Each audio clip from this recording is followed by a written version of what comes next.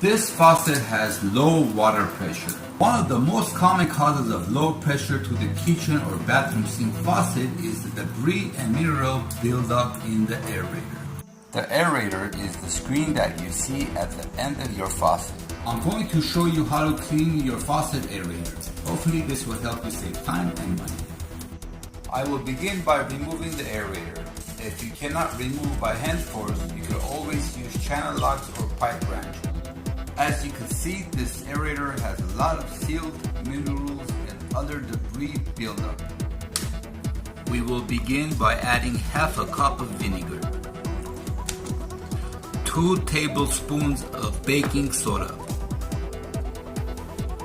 We will drop the aerator into the cup, stirring it for 30 seconds. Let it sit for 30 minutes.